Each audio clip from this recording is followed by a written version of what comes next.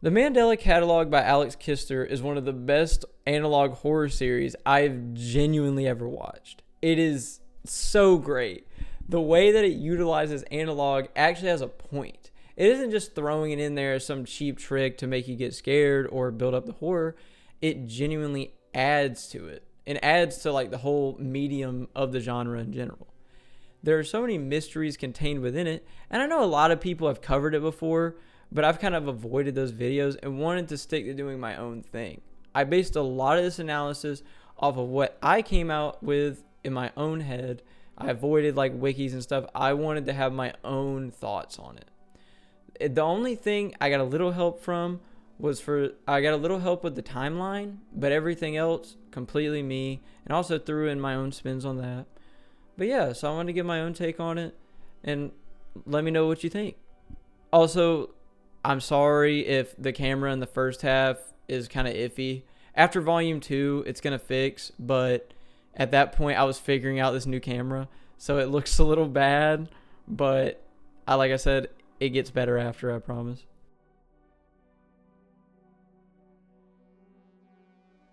I'll go ahead and jump into the first video. We start out at Overthrone, which shows a Christian VHS tape. It's showing the moment where Gabriel lets people know that Jesus is going to be born. There's then a glitch and the screen says, "Rejoice, Jesus is born."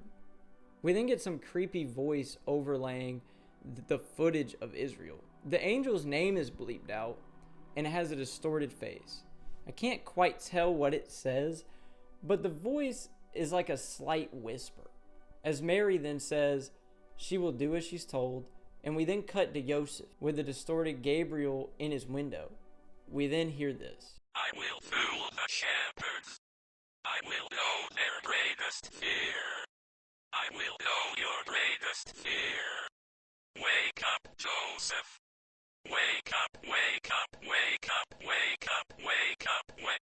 So that's not good. We then see the scene from before, but the sky gets dark, and Gabriel's face is covered with this horrifying stretch. We then see the classic Mandela Catalogue face, and hear weird breathing. The text that comes up says, "Can't you see? I deceived them. Such weak minds." And then we see a different font that says, "I am bound to chains on my ankles that grow heavier with every step. The infinite amount of sand will be my tomb, and my foolishness will be my legacy. If there is a God, please help me." And this is the end of the video.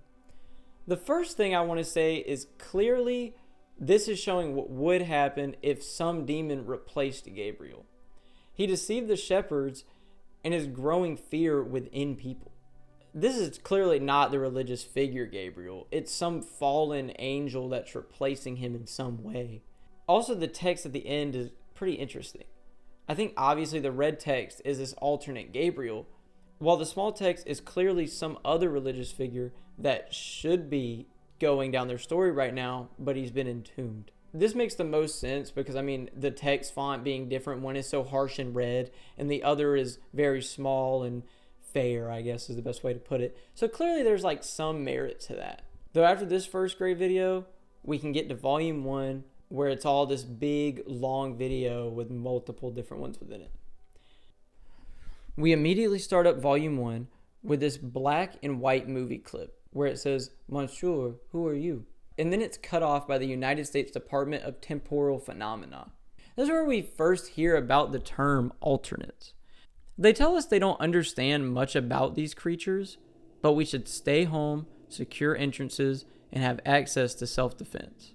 These creatures seem to be very intelligent and also horribly disturbing. We then see, when in doubt, follow the think principle. First is tell an authority figure about your encounter. H is hinder the alternate's movement. I is identify the threat level. N is neutralize the alternate if safe to do so. And K says know your place in reality. Know your enemy. We then are shown images of two people that look similar, but one is just slightly off. Then there's one with no face, and then one with a distorted face, and another with a long neck, which is spooky, of course. But then we are shown two people, Mark Heathcliff and Cesar Torres. We then hear a call.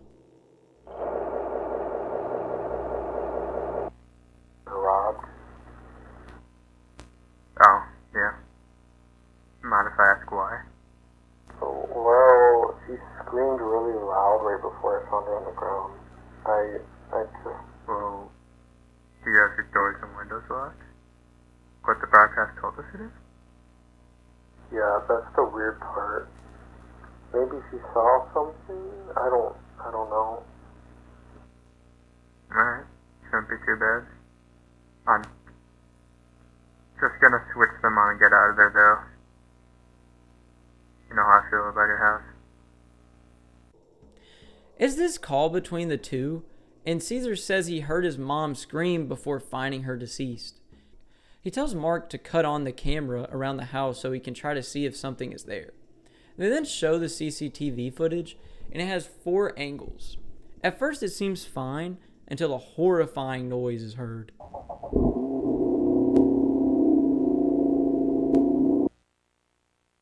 And motion detection appears on the camera. We could clearly see a shadow on one, and a loud banging noise was heard. We also see weird images before a voice is heard. Where'd you go, Mark? Clearly, it's trying to taunt Mark. We then see something go in front of the camera before we're shown another piece of evidence in a notebook. It seems the alternate that was at Caesar's house followed Mark home, and he's trying to avoid it. Nobody is coming to help him either. We then are shown an unlabeled tape on a camcorder. We can actively hear this distorted voice trying to get Mark to open the door. The door opens and we can hear the creature looking for Mark still. Then this happens.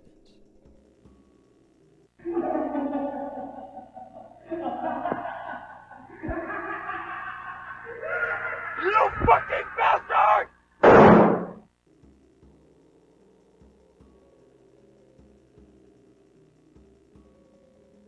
Then the text, "Bad decision, Mark," pops up at the bottom of the screen.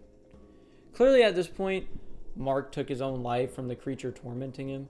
It kept trying to scare and lure him out of the room until eventually he resorted to all he thought he could do. That's clearly why it says, "Bad decision, Mark." We can also see the alternate face appear before the footage ends. After that one, we see footage that has a huge warning on it, as we're not supposed to see it unless we are in law enforcement. We see the Mandela County Police Department logo before the heading Chapter 6, Public Safety Telecommunication comes up. It pretty much just describes on how to react to public emergencies, though once we get to "for encounter," that's where the tone shifts. The text then says, "Do not help a caller reporting a home intrusion, no matter how frantic their screams are." Well, that's bleak. They even say to act like there's help on the way until the call ends, so that's not great. That's just kind of sad. But clearly the alternates are not going to be stopped by law enforcement. I don't think anybody ever thought that they were going to, some police officer was going to stop this thing. I wouldn't want one of these things to follow me home either, to be frankly honest with you. Now we end that section. The next one is about MAD, or metaphysical awareness disorder. It claims it's a mental illness that is the result of verbal info that isn't desired. Also, the exit game rate is extremely high at 97%. It tries to give us hope, though. It claims that one possible way to stop the development of it is avoiding frequent religious practice, and also making sure to look after others. Next up is toddler stress assessment. Video accompaniment.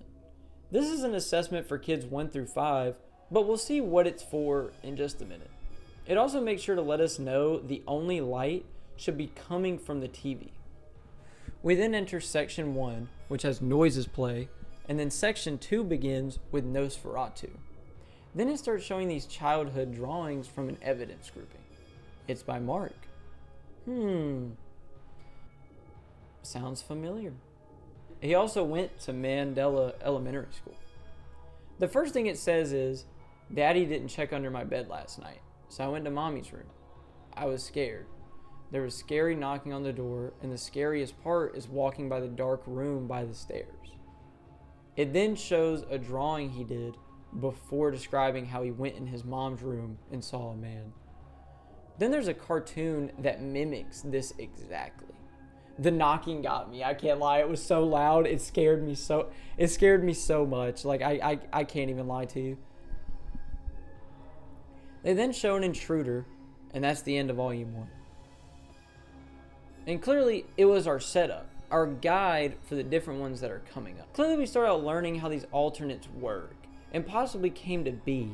And then we see them describing how emergency services should handle these encounters, all before we see the story of Mark and Caesar. Caesar had an alternate come in, or at least an alternate may have taken over the phone and attracted Mark to come to his house. When Mark went to his house, the alternate followed him back home, tormented him until he finally gave in.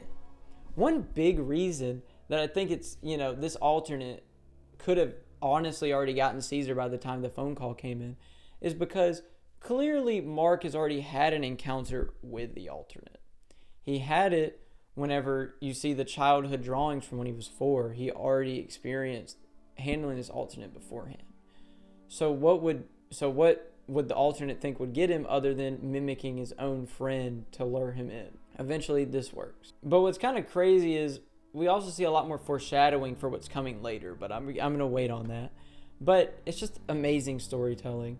I think Alex Kister does such a great job, like, for real. It's a decently easy story to follow, but with some amazing mysteries that we don't understand everything about just yet. Though now, we can get to a couple of bridge videos before we get into volume. Intruder Alert is next, and has some weird image with a voice saying, I am inside your home.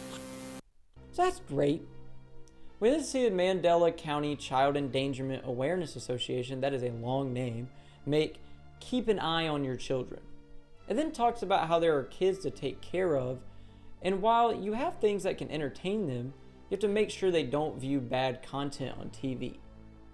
We then see the text, they exist on different spectrums. It then says if the baby is screaming, don't enter the room until they stop. We then see them enter a room with the baby carriage empty, and the intruder from the start is smiling on the TV. This leads to an awful image with the mom, and it then describes how a staggering amount, over 3,000 of the children have went missing. They then emphasize keeping them away from TVs, and they start investigating a certain situation. Someone sets up a camera that takes an image every 5 minutes where the scene occurred. The creator knew what they were doing with this. I can't lie. They knew exactly what they were doing with this. It starts normal before an alternate comes on screen in the dark. We then see the alternate from before come out. And then an image that says, victim's corpse is seen being tampered with by invisible force. So that's another, that's absolutely horrific moment. Also, the threat level at the bottom of the screen changes. They say the suspect has been left unidentifiable. So clearly, the story is pretty important. There's a baby who gets taken away by an alternate, and the mom exit games. I feel like that's the best way I can put it. The police investigation shows this was actually real, and the alternate was the same one. We now know alternates can steal kids and do it especially through screens. But one thing I think is interesting that I don't know if it really comes into play too much later is the idea that alternates can be invisible. Because even on screen it says that it's not visible what was messing with the body. So that is an interesting idea. Though I think the whole screen idea will come up more later. And for now, that's kind of what we gained. So now on to the next one. Exhibition starts up with a dial tone, and then yet another distorted movie clip. It references Noah, and then what happened to the one before happens to this one. The sky goes dark as there's knocking heard. Clearly this is in reference to an alternate. We are then shown an image and a Mandela County crime investigation. It says Heathcliff versus, and then 3 question marks, which I believe is in reference to the tape.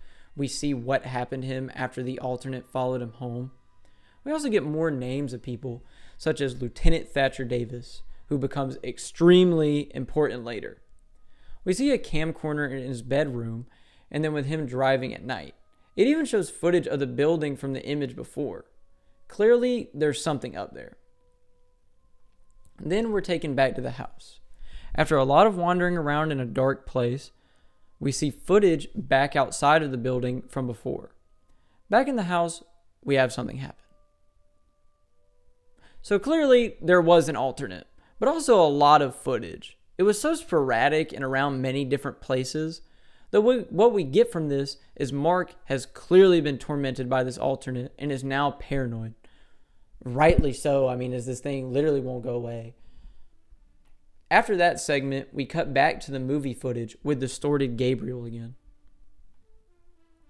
We then get presented the death of Mark Heathcliff by the U.S. Department of Temporal Phenomena.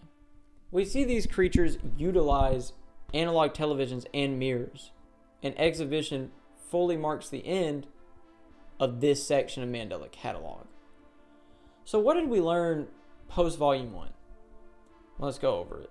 In Intruder Alert, we're told about how the alternates can come and steal children, and how do they utilize TVs to do so. This leads to a child being taken away, and a mom choosing to not live anymore. Also, Exhibition shows the tormenting of Mark, as well as movie footage relating to the Christian religion, with Noah's path even being changed by the alternate Gabriel. Still though, we're just at the beginning. This section of Mandela Catalogue helped establish alternates, how they work, and Mandela County being where much of this goes on and where it gets the name from. And of course, our character Mark. We see his growing up experiences after witnessing his death. We also see their possible origin with Gabriel being entombed and replaced by an alternate. It's told how he will bring a creature on the ark that he won't realize until he is dead, which clearly adds more to the origin. Though it's still Act 1, so let's continue within it. Volume 2 is like a straight up banger. It is probably my second favorite volume out of all these. Like, I can't lie, it's so awesome. I do really like it. Volume 2 starts with the text, Winter Break 2009. And we hear a dial tone. We are shown two people's images who are wanted by the FBI. Adam Murray and Jonah Marshall, though they then became victim 3 and 4. There's some kind of paranormal association people, and a woman calls to ask if she can make an appointment, and references hearing meowing of her dead cat. She says she wants them to stay there 3 nights and will pay them $500 a night. They then agree and head to the house. What we hear them talk about, though, is that they stole a car, and clearly are people on the run as shown before, though we know their fate can't be good. We hear them have a conversation about alternates, questioning if they're even real. They arrive to a house, and the GPS signal has lowered, which is pretty noticeable. Night 1 begins like in FNAF, and they investigate the house, but not really much happens. They see an empty room with a cat door they know, and we see them trying to get the cat to come out. Clearly Adam cares more about this than Jonah, and Adam encounters a locked door, but gives up on it. One of them wants to leave, and the other one wants to stick to it. Night 2 has come, and Jonah wants to fully leave, while Adam is going back in. We then see the text, the exposure to the blank causes a great increase in video corruption and deterioration. So I think we know what's coming. Adam then investigates. Not much happens until he hears Jonah say, "Oh my God, behind you!"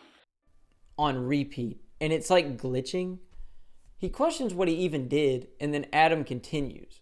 We have this weird sequence occur. Dude, fucking quit! What the hell did I do? Just forget.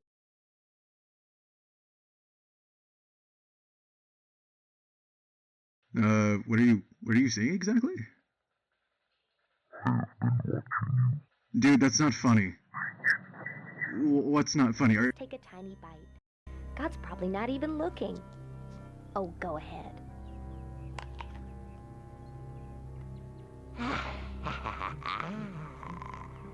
I'll get to this more later, but clearly Adam is compared to the Adam from Adam and Eve. Like, I think that's pretty evident. And I'll dive into it more later, but we can clearly see that. Adam then sleeps in the house and hears this. You followed the separate. You are a fool.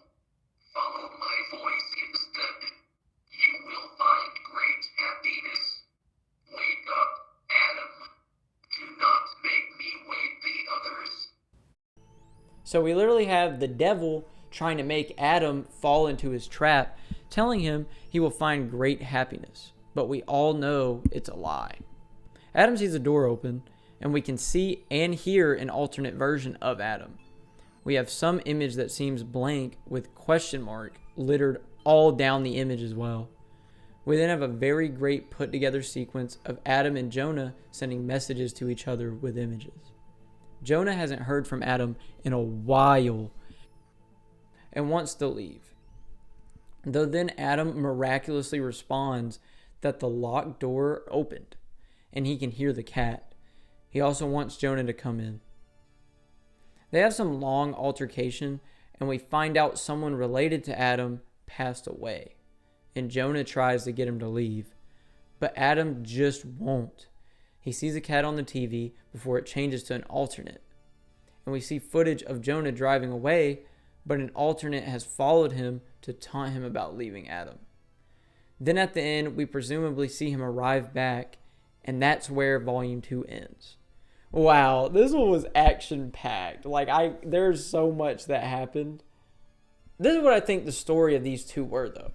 Adam clearly had his mom, or he had some significant figure related to him, pass away due to these alternates. That's why he's so persistent in trying to deal with this. Jonah's a reluctant person that he's friends with, that he's dragging along this journey. And once they get there, he literally wants to leave so bad, and Adam is stuck.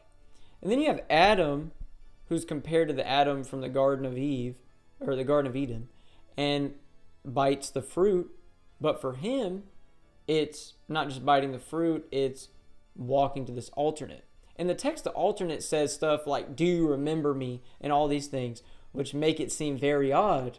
This alternate had to have interacted with Adam before, and that's what's so interesting. The alternate has already interacted with him, and he met him again. But who does this alternate look like on the screen? It matches the same one from Intruder Alert.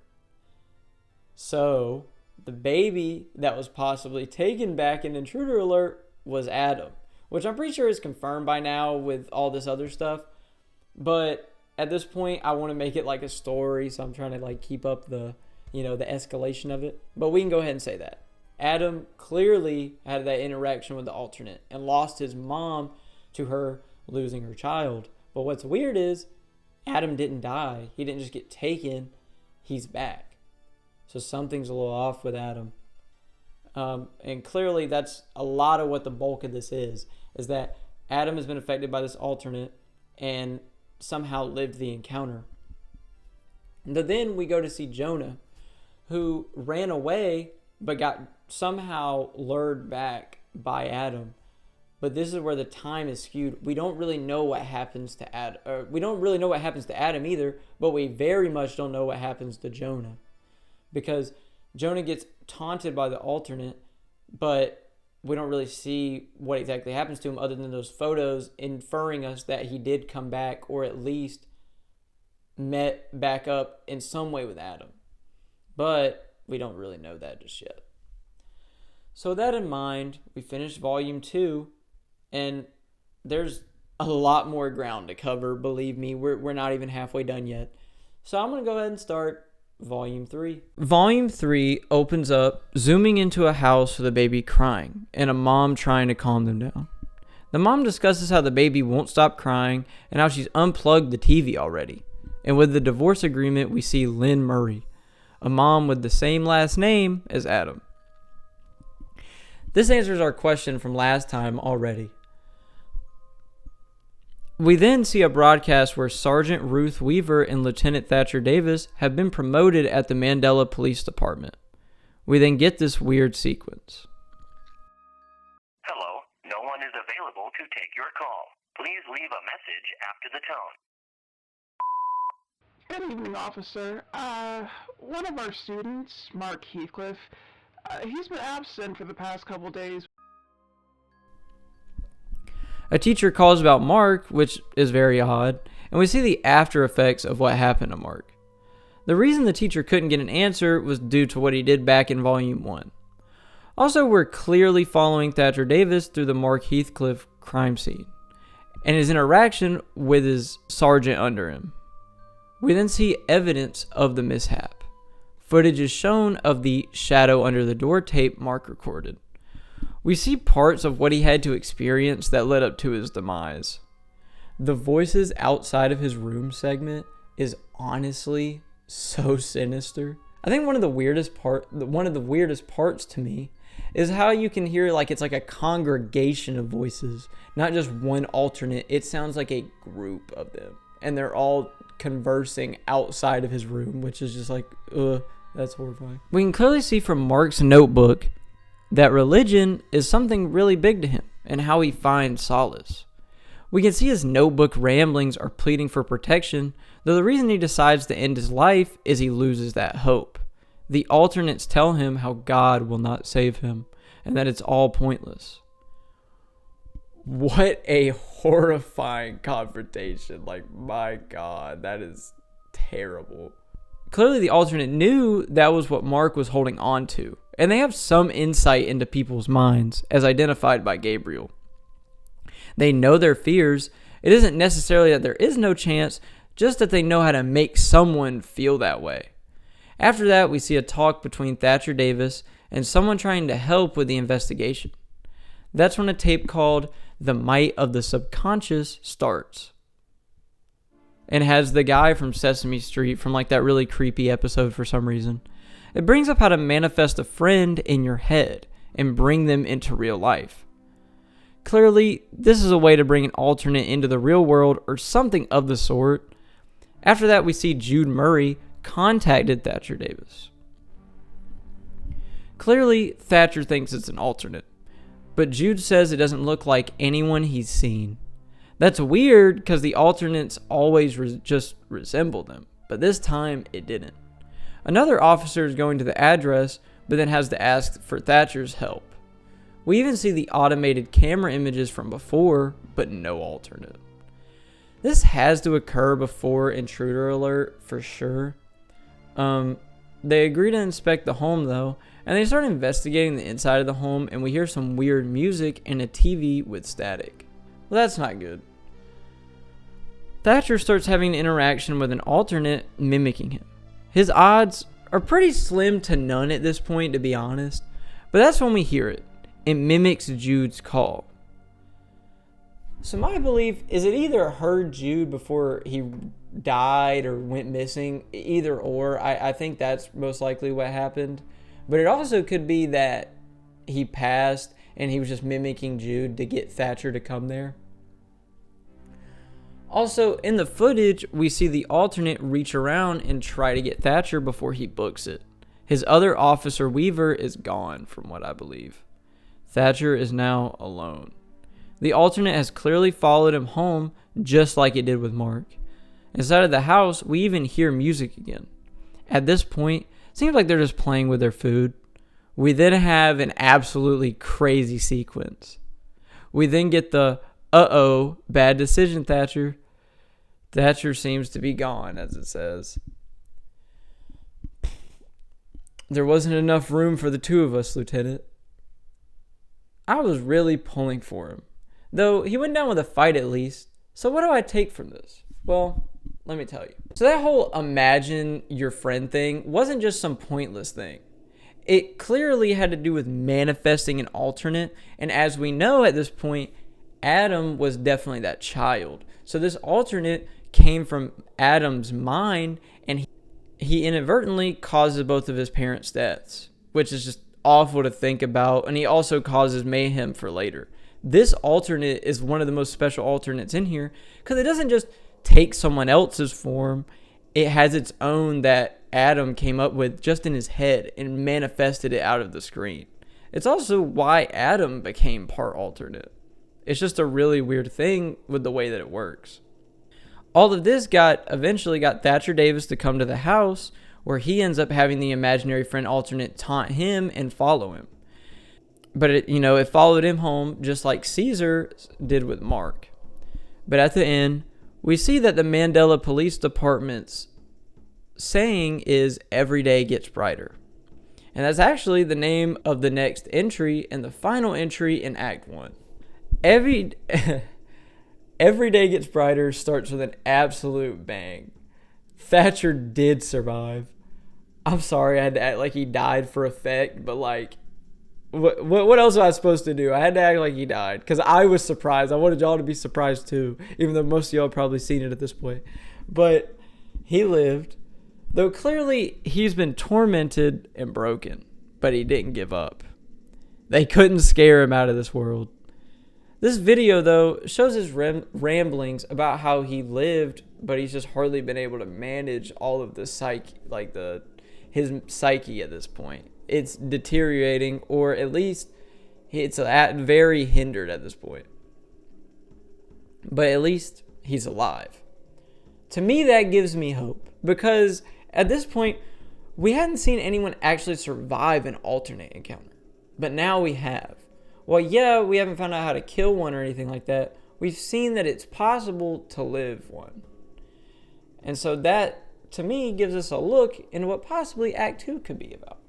How to actually handle a life with an alternate being around. Or at least trying to find a way to get rid of them. But first, let me finish off our Act 1 biggest major notes. First, is Adam is an alternate and lost his parents to them. He also manifested one of the most interesting alternates in the imaginary friend one. So they aren't just alternates of people, but manifestations of the mind as well. Second, the alternates came to be around during the Old Testament time period. This is shown when the alternate Gabriel appears, and we see that someone who comes up later is entombed. And clearly the times of that era are changed, at least in some of this timeline in some way. Third is that it is possible to live an alternate encounter as shown by Thatcher Davis. He bended, but he didn't fold. He could live the encounter even whenever he was fully pressed by it. He lived, but his mind was scarred after. And finally, fourth, is we don't know how alternates are killed. Why, yes, we know how to live an encounter, we don't know how to actually kill an alternate or take one out. Because, they just haven't shown it yet. We haven't actually seen a confirmed way of actually getting rid of an alternate. But with our major notes out of the way for Act 1, I say we go ahead and get into Act 2. Interludes is the start of Act 2, and kind of a bridge video. We see the Mandela County Police Department as well as the deteriorating population of the area. After that, we can get some text that says, "Hey Adam, I got access to more of those MCPD files. They're pretty recent too. I don't have time to watch them since I'm busy, but let me know what you think. See you soon." From someone named Sarah. We then see a message saying an unforeseen threat has been defeated. But clearly it's wrong. But we do get something very important. This little timeline of how alternates have become ingrained in the society. Starting with flawed assimilation, then to complete assimilation, and finally to overdriven assimilation. We then hear yelling as a window has a red box around it. The weirdest part though is definitely the nun with the text "the messenger" next to it. We don't know just yet what that could all be about, but maybe we'll find out. This was a short and sweet video, but now we're going to get into the behemoth of Volume 4. Immediately at the start, we get an interpretation of how the earth was created. We then see the story of Adam and Eve. Adam gets awoken by an alternate Gabriel, as this font was used before for him. This time, instead of Adam just eating the apple and being banished from Eden, he presumably becomes an alternate. Next, we see at the Mandela tech store, there's tapes sent from Thatcher to Dave, but the woman separating the tapes takes it for herself. She then puts it into a CRC TV. The toddler stress assessment starts up. Though then we go from there to Thatcher for a short stint. Clearly he's been staying in his house, evident by the lack of food. He's at least hardly leaving, which after the alternate encounter makes sense. Once we get to a news broadcast, we finally get an answer to who Sarah from before was. She's a high school student leading the paranormal club and looking for a partner. I think this is where Adam got the idea. What's very interesting though is that Sarah's last name is Heathcliff. definitely related to Mark. And she's on the run, just like Adam and Jonah were. At least eventually they all are. The email conversation between Adam and Sarah confirms my thought. This clearly shows evidence of the crimes the paranormal society committed, and we see a horrifying sequence. Look, Sarah, look at it. What are you doing? No. Adam, please. It's right there, Sarah, look.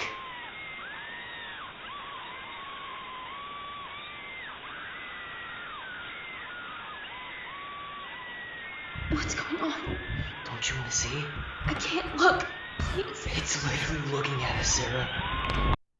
After this, Sarah obviously is done, and Adam finds Jonah later. We then see Adam unadd Jonah, and clearly this shows it's taking place after Volume 2. On the side, I just want to mention, you can see that some girl is blowing up Adam's phone, and she becomes relevant soon. Adam texts Sarah about the house incident and clearly knows something, as he tries to type up a way to explain Jonah being gone and changes it. Something is seriously up. Adam's phone conversation with Sarah did not make me feel any better. And at the end, Sarah says, "No wonder why Evelyn left you," which clearly explains why that girl is blowing up his phone. Thatcher Davis then has another monologue. He blames himself for Weaver's death, and he's so mentally broken. After some footage of him at his house, we cut to the girl from earlier getting fired, and it's Evelyn. I love how they actually utilize all these characters. They don't just like throw names out there. They actually use them for different plot points. I don't know. They do what you should do, unlike some horror series. But anyways, our next segment is called Remembrance. It starts with Thatcher Davis's alternate tormenting him. We see what an experience of that is like.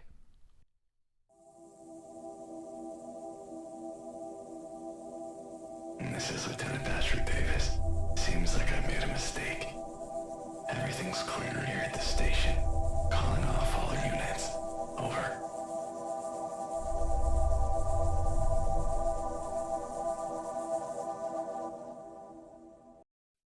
Sound familiar? We get another Thatcher monologue where he grieves over Ruth. You can just tell he just feels so much guilt for her death, and it's awful.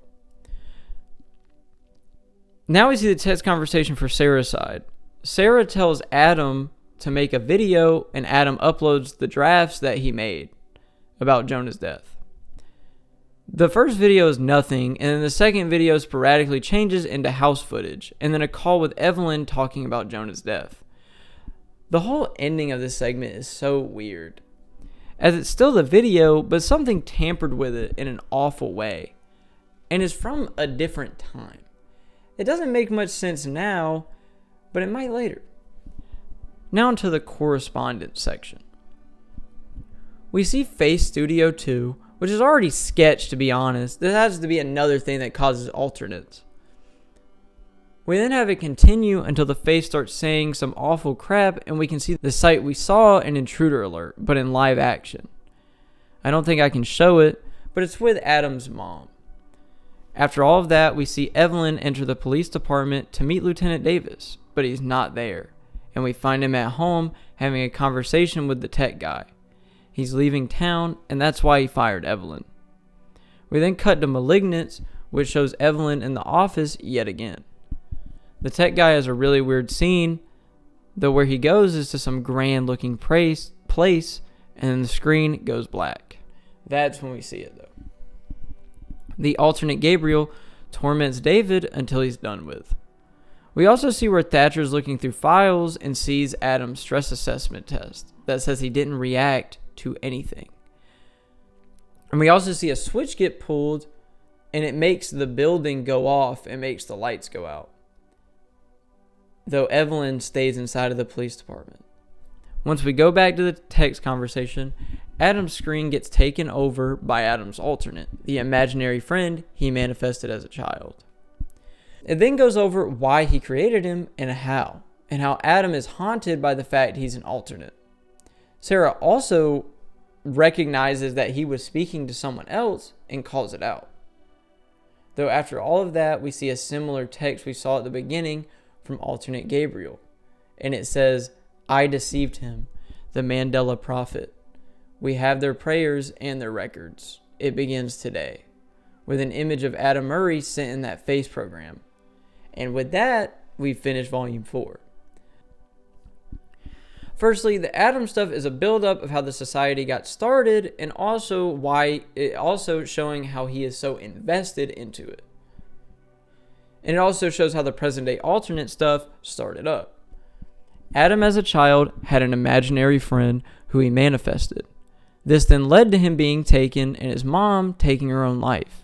He was returned as an alternate, and his dad is eventually taken out by the friend alternate. We then skip forward far along in time, and Adam is now in high school.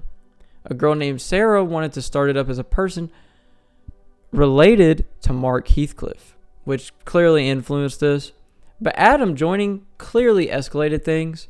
She didn't know exactly what she was getting into with him, as Adam shows her that horrifying experience in the house. And we can see here, he's already wanting to go see encounters way more than a usual person would. After that experience, he looks to get a partner for the field and finds Jonah. He also gets a girlfriend, Evelyn. They do little jobs where not much happens. Evelyn breaks up with Adam at some point around here, but then Adam and Jonah get called about the dead cat voice in the house. They go to the house, and there's a door locked. Jonah stays outside in the car while Adam stays inside the house. Though eventually for Adam, it opens. He goes down and asks Jonah to come down. Jonah leaves, but is tormented by an alternate over the walkie he had with Adam. We don't know exactly what happened between Jonah getting tormented by the alternate and Adam calling him to come back. But we can presume Adam knows Jonah died. This leads to Sarah being mad and telling him he has to make the memorial video whenever he tries to blow it off. He makes it and sends it to Sarah. Clearly something is up with the video, and she can tell Adam is talking to someone, but she doesn't know who. The creature even says, "Don't make her worry." Clearly it's in his mind or guiding him to act in some specific way. Though that's where we leave off on Adam's story for now.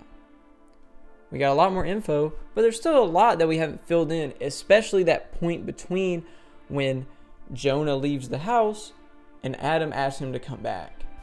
Though now let's cover Thatcher's story as he raised up through the Mandela Police Department. He worked in the Mandela County Police Department before being promoted and also had a partner, Ruth Weaver. They deal with alternate calls, but eventually get an odd one where the person says the alternate doesn't look like anyone they've seen before, which they see as strange, of course. And this leads them to go into the house to find the guy gone already and the alternate there. It gets Ruth and Thatcher escapes, though the alternate does follow him home and eventually to the station. It is clearly the friend alternate that Adam manifested.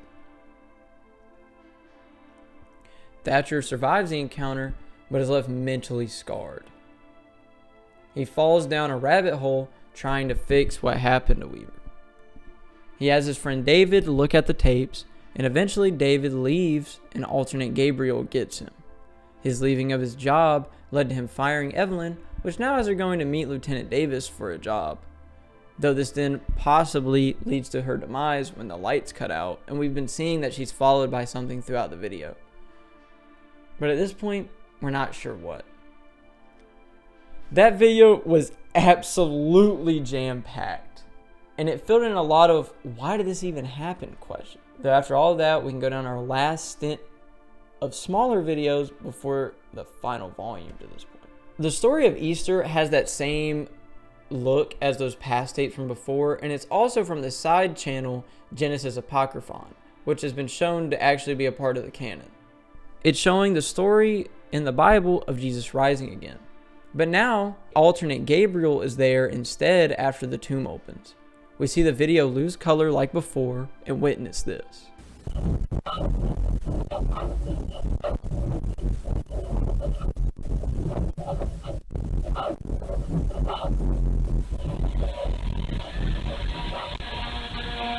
I will say I'm not exactly 100% sure what this implies, but I have some thoughts. First off, I feel like it shows us that clearly in this Mandela Catalogue timeline, there's a timeline messed up where alternate Gabriel messed up what happened after the crucifixion whenever Jesus rose again. Also, the women who were coming to help him literally get deleted from the world, or it feeds into my theory later, and I don't want to get to it yet. It goes into my theory later, and I'll get to it. But it's weird how they just disappear. It's not like they die. They literally just disappear from the movie.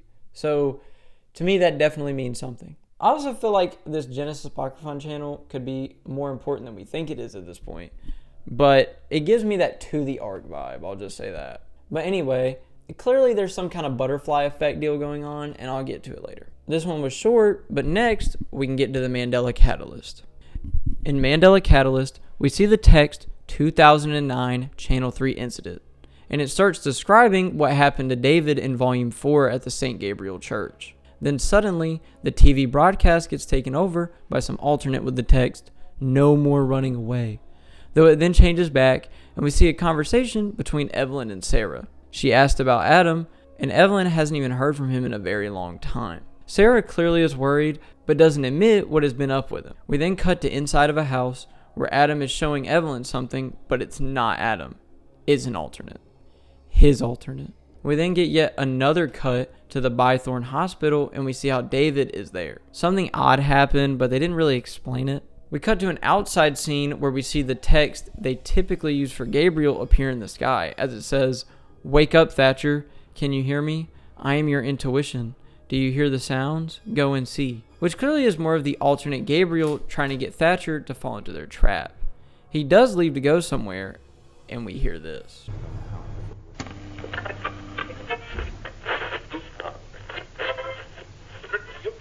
The Fate of the Jester. Chapter 1. As the boy lay there dormant, all of his humanity drained into a murky puddle. Milky eyes cut through the thick blackness of the bedroom. A spectator. He was no longer the hero of this story. Just a cog in the machine. Which I think represents Thatcher. But then we have this occur. I'm going to tone down the volume for y'all because it's kind of loud. But yeah, to me, it's one of the only points in the series that was like kind of jump scary.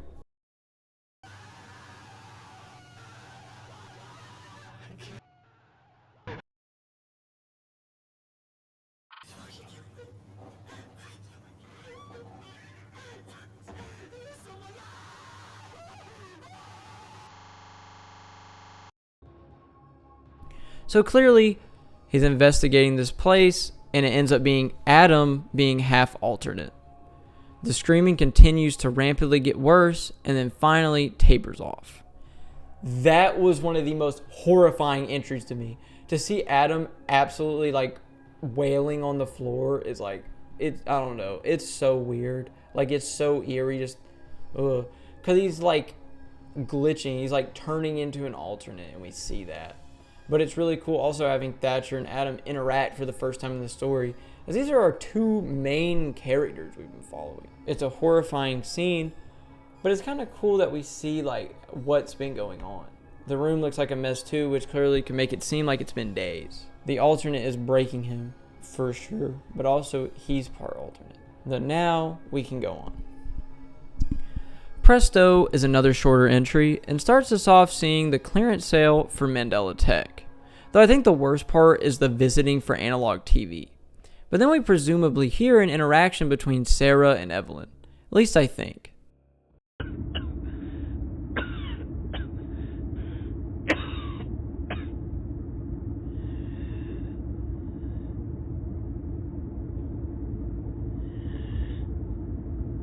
Like a police radio siren and then we get that confirmed with them each talking to each other about Adam. Someone gets disconnected due to it being interrupted and says, "Mandela police station has found you," which just sounds horrifying. Adam is shown with Thatcher, and he's definitely just becoming an alternate. His body is malforming, and Thatcher is trying to handle it. Adam says how Sarah gave up on the infield stuff, and he got a person he hated, Jonah, to come. He clearly has problems during this interview because he keeps having alternate moments, though he says exactly what I thought. He also says God told him he was paying for what he did to Jonah. But we know this God was probably just Gabriel trying to act like one. After that absolutely awesome segment, we get a last distorted version of the ad from the start, taunting Lieutenant Thatcher. We also see some broken up text that I think says, "You were so caught up in your own volition that you never noticed your world turning into a gray and twisted version of its former self." So that's dark. We can tell this main alternate hates Thatcher as he survived that initial encounter. It constantly torments him every day and keeps trying to push him into feeling so guilty. Then my favorite part of this entry is Thatcher actually having a conversation with Adam, which is like what I've been waiting on. In the last one they set it up, but I've been waiting on that for so long. And with that, we have a united front that we're starting to build here. Thatcher has someone else who actually knows about alternates and kind of knows how they work, as he literally is half of one, and kind of gives me hope despite him being half turning into one. That makes me think, what could Adam do for humans since he's part alternate? But I will get to it later. And seeing in this segment how it's done so well. Actually seeing Adam with his hybrid alternate parts coming out is so cool. But it's awesome to see the two characters we've been following for the longest actually talk. I also can't tell if we're supposed to imply, if it was supposed to imply that Sarah was watching all of this. But if so, that's pretty cool too. But after this, though, we have the quickest entry in the series so far, but it's also a really important one. It's on the Genesis Apocryphon channel, and it's called 1_19_09 221A, which is clearly January 19th, 2009. It seems to start where the last one ended, with the distorted imagery of Gabriel and the St. Gabriel Church, until finally we get this huge detail. The answer lies beneath. I can't tell if Genesis Apocryphon, again, is supposed to be like the To the Ark from Marble Hornets type of thing, or if it's just trying to get them to all go there and then die or something. You don't know. But it is giving that. It could be setting up our protagonist, but it also could be helping them. This will definitely tie into my grand idea later, but we'll get there when we do.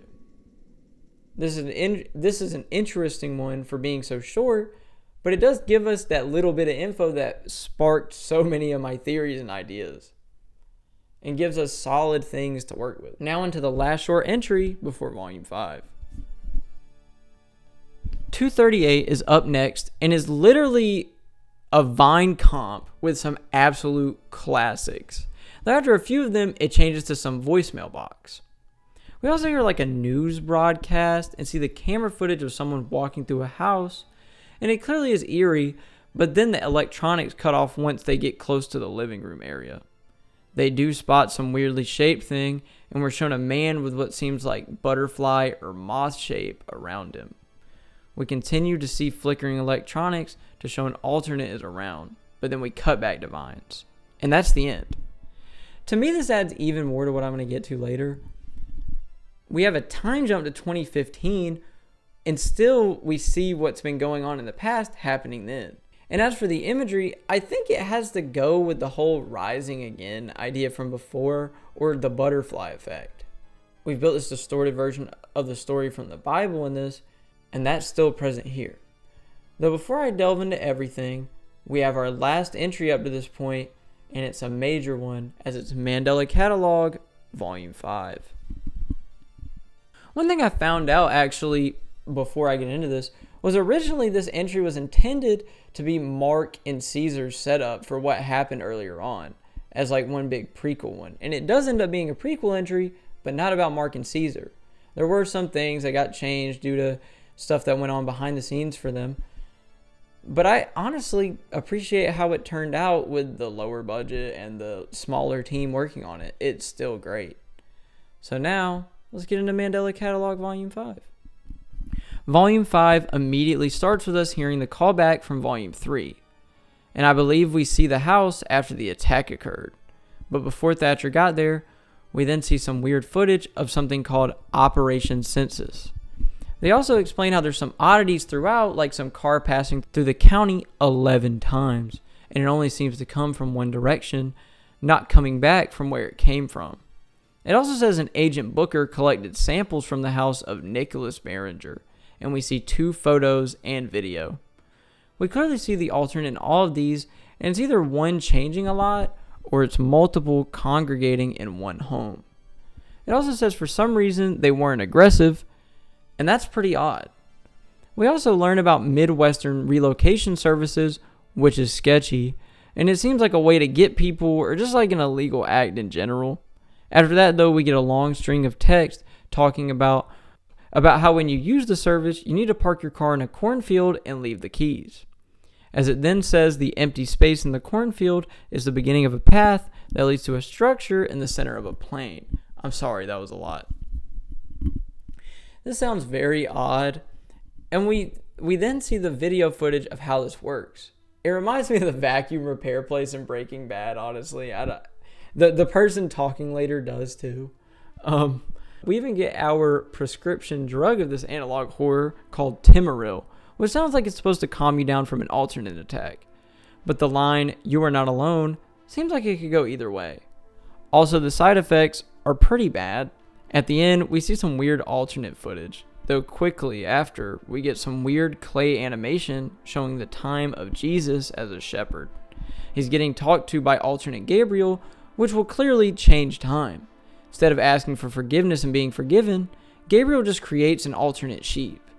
We end up finding out that the man that went to the house is Jude Murray, and even the guy who's going to drive him somewhere else sounds like the vacuum guy, like I said.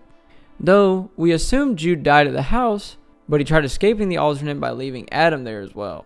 We see the Jesus story footage again while he's a shepherd, and he talks to Jane, who says she has no grains as her crops were ruined, but Jesus gives her more seeds. She comments about how great his farm is looking, but he doesn't like how the sheep look as their alternates. We find out possibly, and I'm pretty solid on it, that Jesus was the one who was entombed at the beginning of Act 1 and couldn't escape.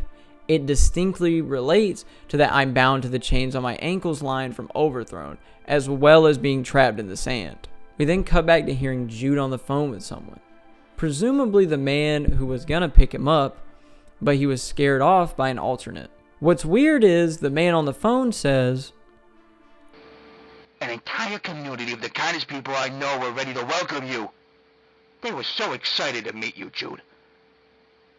Now I have to send them all home, disappointed. But you know that feeling all too well, don't you? Filthy deadbeat." So it seems like either the phone got taken over by an alternate, or that the man who was gonna bring him to this new community was just a higher form alternate trying to lure him there. We also see a shot that shows Jude has been taking the pills from before. What's interesting though is right after that, Thatcher Davis ends up going to the house and meeting Jude there. Jude plays it off saying Thatcher doesn't know him, even though clearly he would. We then start to see footage of Jude, and eventually we see an alternate invasion in his mind, before seeing the claymation again. The sand starts talking to Jesus, but we can tell his mind is also taken over by the alternate. He's getting rapidly tormented by one, and it's getting worse. We go back to Jude, and what's odd on this is on the TV, we see his house, and when he looks outside, he sees a baby crib. This is definitely what weighs on his mind the most. Adam being changed by an alternate is what messed Jude up so bad, and obviously the Gabriel alternate knows that. We then see Jude get chased by the Adam alternate, even though this is much earlier in time, which again ties into what I'm thinking. And we can even see in the captions, way later, it says nothing. We continue to see the Adam alternate torment Jude with visions. Again, there's also captions that say 4 up or something. I don't know if it was really anything. Clearly the red footage I have to blur, but it's what the alternate is trying to get him to do. I'll say that. And we get left off with Jude crying for help and begging for his mind to be freed. This entry actually had a lot explaining what actually happened with Jesus after he was born, or how the alternates spread. We literally see whenever he has the sheep die, instead of giving forgiveness, the alternate Gabriel just makes more alternates to replace it. And also, we see that his mind is getting tormented. He hasn't broken yet, per se, but we can tell that he's getting restrained and bogged down by MAD, which the alternate Gabriel is putting onto him. And we also see MAD affecting Jude, as he's being constantly tormented by the alternates, but he's taking pills and he's hanging on. This gives me more hope because, we see constantly more people are surviving these. While, yeah, they have a hard time living with it, now they have pills that help, or at least we think, but also it can be lived. It can be lived through, and we see that. But the weird thing, though, is that the story of Jesus got changed by Gabriel, and he already seems off-put by him way earlier. He hasn't given up yet, but he's getting beaten down by those alternate visions, like I said. That's most of what we get from this one. But now after that, we've finished every video to this point. And we can go into actually putting together some timeline and my biggest theory I have. So this timeline is huge, so I'm going to try to condense it as much as I can, but also try to continue to hit the points I want. I want to preface it with saying, for this video, I avoided the wiki, but like I said at the beginning possibly, was that I did use it partially for part of the timeline because some of the dates I missed, I whiffed on, and I wanted to make sure I at least had the ones that were confirmed and made sure. Most of it I just came up with myself, but the wiki did help in a lot of areas, I'll say that. But I avoided it for the rest of the things. In BC, we have when the Earth was created and the Spirit creating life for the planet, before eventually seeing the Archangel alternate Gabriel corrupt it. We see the stars and atmosphere get created before Adam and Eve then come to be. Adam gets lured away by the alternate Gabriel, getting him to eat the forbidden fruit. This to me means he was turned into an alternate, but if not, at the very least, he was replaced with one. Then on the 7th night, when Eve tries to rest and stargaze, the Adam alternate looks over her. This could show that she was the first one to be tormented by an alternate, being the first to actually experience MAD. After this, I'm pretty sure it would be the situation where Gabriel tells Noah he will bring an alternate on the ark, and won't realize it's even there. We then jump to when Jesus is being born, and the true Gabriel does actually come to announce his birth.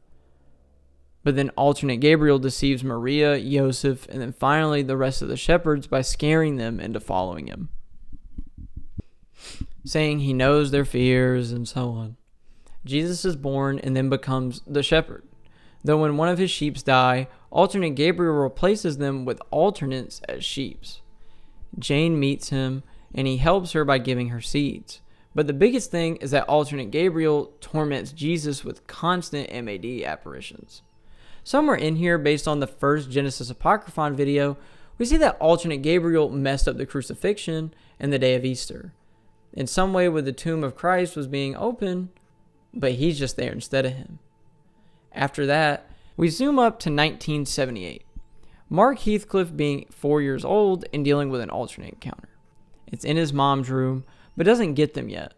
In 1981, the United States Department of Temporal Phenomena and Mandela Tech are established, which both become key players later.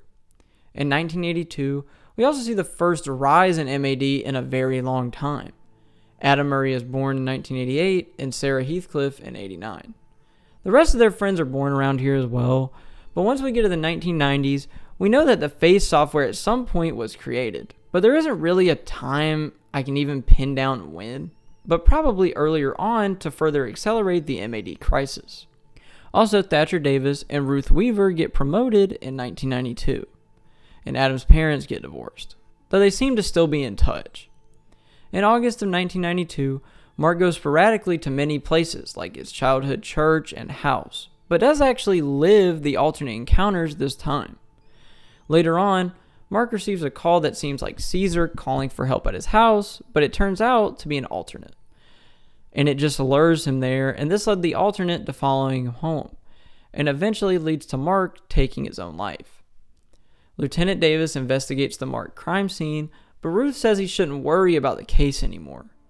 But eventually, they get a call from Jude Murray on the night the friend alternate takes Adam, and caused Adam's mom to take her own life. Jude then goes on the run as Thatcher and Ruth investigate the residence. Ruth is gone, but Thatcher has a long encounter with the alternate and lives.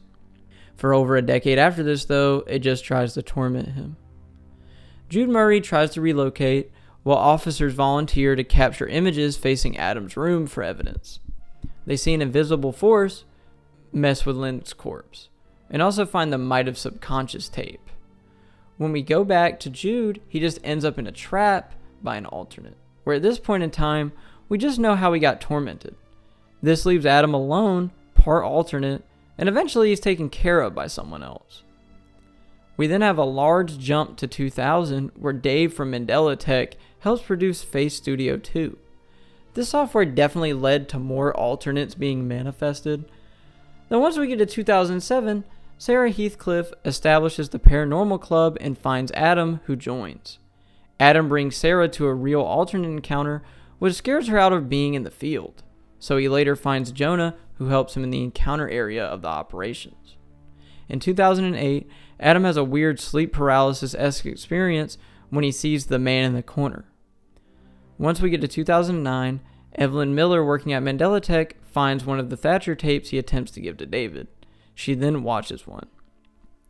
We then have the events of Volume 2 unfold, where Adam and Jonah get a job for a house where a woman claims to hear the dead cat, but once they get there, it just seems desolate, until Adam actually gets to go downstairs and finds the alternate who originally took him. And he also asks Jonah to come back, and an alternate follows Jonah when he's trying to leave. In his car, he's tormented by the alternate until his eventual implied death. Adam, in the morning, after finding and leaving Jonah's body somewhere else, makes it back, and tries to gloss over what happened while talking to Sarah. She obviously doesn't appreciate that, tells Adam he has to make the memorial video. He does, but it gets corrupted by the imaginary friend alternate. It talks to Adam about why he manifested him, and eventually this gets broken up. We then see where Dave decides to close Mandela Tech, and Evelyn is distraught, though he does recommend her to Thatcher. She ends up asking him about the tapes as well, and also when Dave calls Thatcher, he lets him know he's leaving, and tells him he should find a new meaning in life. As for the last 17 years, he's been living tormented by the alternate.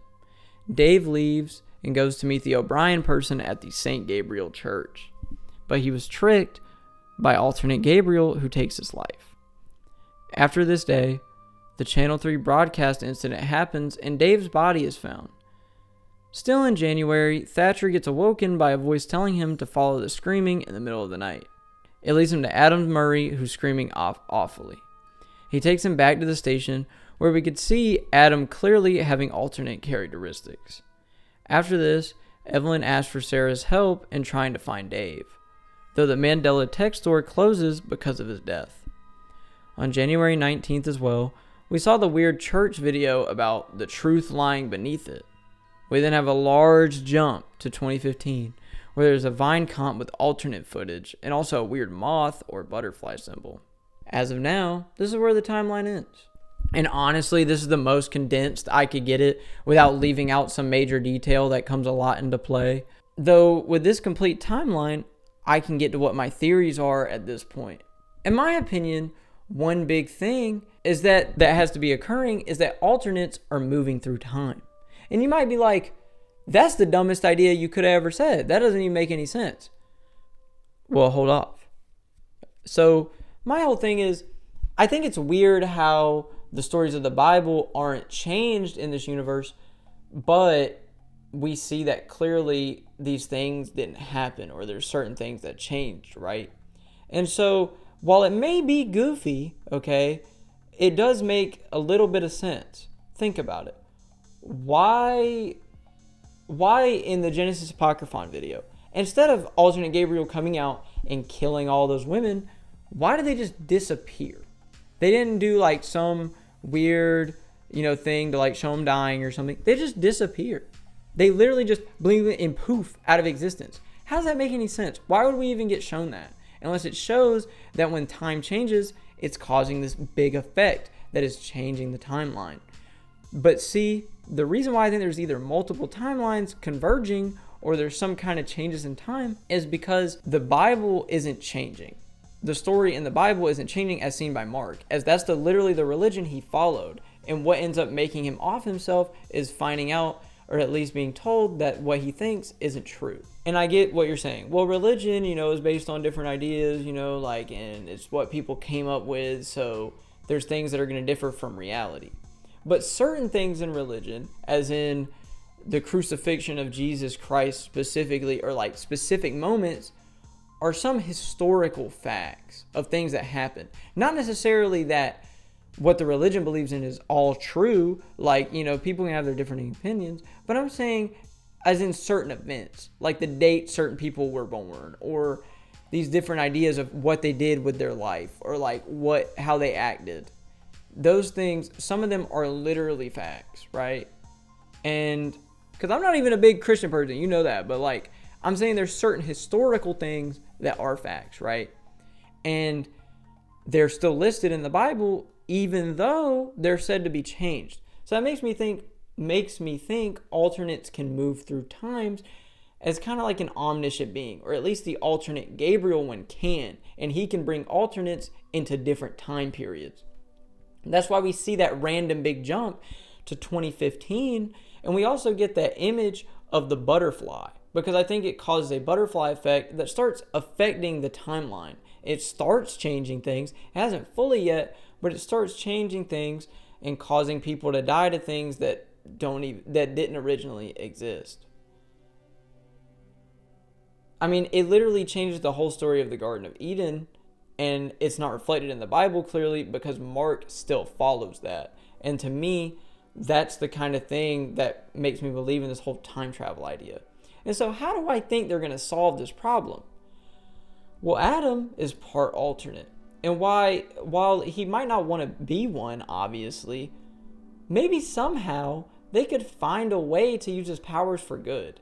And I know it says that he was a victim, but I think that more means that he's a victim to an alternate encounter, not necessarily that he died to one. So I think that possibly, with the help of Thatcher, he could use his alternate abilities to either go into analog or something like that and fight alternates and help actually get rid of them. And maybe, in the weirdest thing, maybe even have time jumping abilities, which sounds absolutely ridiculous. And you can tell me how wrong I am in the comments after you watch it. That's perfectly fine. I completely understand, but that's just my idea. It's so odd that all this time jumping is happening and we just see all of it. And while, yeah, you can say, oh, it's just a prequel to show what happened, there's so many inconsistencies in the timeline that aren't getting like debunked by the creator, which makes me think, oh my God, that's part of it. And that's why we get the random butterfly image in 2015. Why did we even need that? What could that even represent besides Christ rising again, which that's fair, but I think it's more of the butterfly effect idea. Time is changing due to these alternates, and it's causing a butterfly effect. And all of these things that we're witnessing are a whole other reality at this point. But again, I think Adam could be who fixes the problem with the help of Thatcher.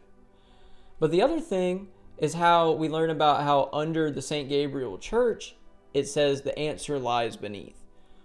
Which to me could be either a way to lure people in to getting caught, because I mean that clearly happens with Dave, or it could be that there's some artifact down there that could actually help find out what the weakness to an alternate is. Because that's the whole thing. We don't know the weakness of an alternate. We know that they can't just kill people outright. They have to break down the person, right? But to me, there could be an answer down there to actually get rid of them. And again, I think it's going to have to do with Adam, but it also could be some like ancient artifact or a religious one that could help, or a telling way that literally tells us, hey, this is how you can affect an alternate. But that's just my ideas. Oh yeah, and also one thing I want to say real quick is clearly we're shown that alternates can be made through different means, and that's just obvious. There are special alternates like that with the imaginary friend and the ones that were because the ones that were in the face program, they just all look like humans, or they try to form to that of a human, which also makes me think that Gabriel could have made Dave do all this. And while, yes, he was helping Thatcher, he could have had some other side that was accidentally helping the alternates. Not intentionally, but accidentally. But again, these are just my theories. And if you think I am so wrong, again, you can tell me. You can tell me everything I missed, and that's fine. I love reading your comments. I want to see them, so please comment. But yeah, I hope that, you know, like, my theories make a little sense. Maybe they're new. I'm not sure. I didn't watch other videos with theories. I came up with my own. And I want to see what you think. But yeah, like I said, not 100% sure on everything. Willing to hear out your theories, and I'll go ahead and wrap it up. But let me know the ideas you have.